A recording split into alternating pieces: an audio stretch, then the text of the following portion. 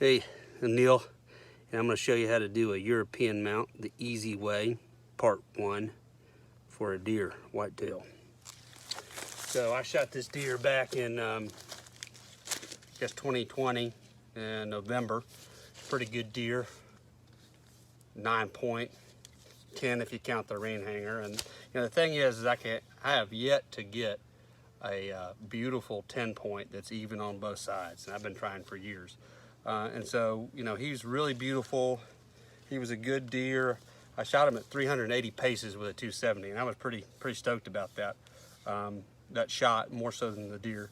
So he's a pretty deer, real tall, real thick here in these beams.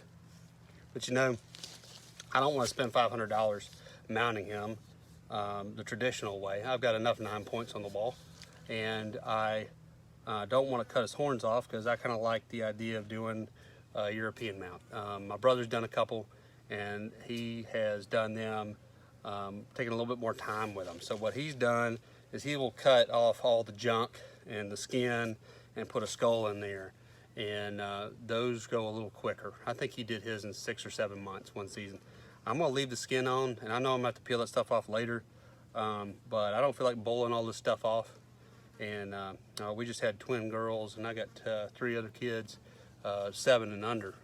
So 5 kids, 7 and under. I just don't have time to skin a deer head and deal with all that. And so I'm gonna bury this thing in the ground. I've already dug a hole right here behind it, but I'm gonna do a couple things to protect the antlers. So I'm gonna double bag this in thick mill plastic bags, 2 of them, and I'm gonna wrap those tight at the base with Gorilla Tape. And so that should help us keep the critters, the mice and the rats, from nibbling on this. And because that's what mice and squirrels and all the rodents will do. They'll come and they'll cut the teeth on it, they'll chew on this stuff. So if you've ever been out in the woods and you found a shed that looks like it's been chewed on, it has been. So anyway, I'm gonna pause this, and then I'm going to show you what it looks like in the ground, and I'm going to show you what I'm going to put on top of it to keep out things like foxes and coyotes and coons and all that kind of stuff that live out here on my 10-acre homestead, Warrenby homestead. All right, see you in a minute. Well, so I just got finished digging the hole. I had to re-dig it because it wasn't deep enough for my fancy Predator keeper outer, which was my stand for the table or for the camera while I was doing this.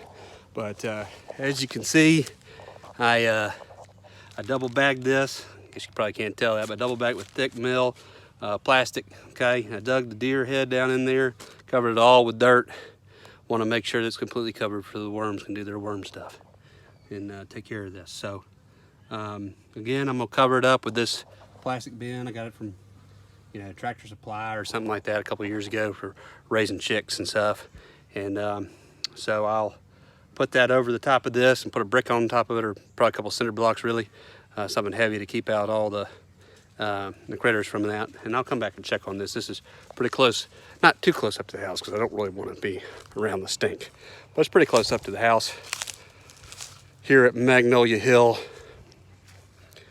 So, but I mean, we're a couple 100 feet away. So anyway, this is Neil with the Barbarian Dad, and you'll have to wait for part 2 for when this is done. So I'll see you on this video in another year, and we'll pull it up, and I'll show you how to take off all the skin, what's left, and we'll bleach it out, get it finished, make it look somewhat pretty, get a plaque, put it on there, or maybe just tack it to the wall. We'll see. But until then, talk to you later.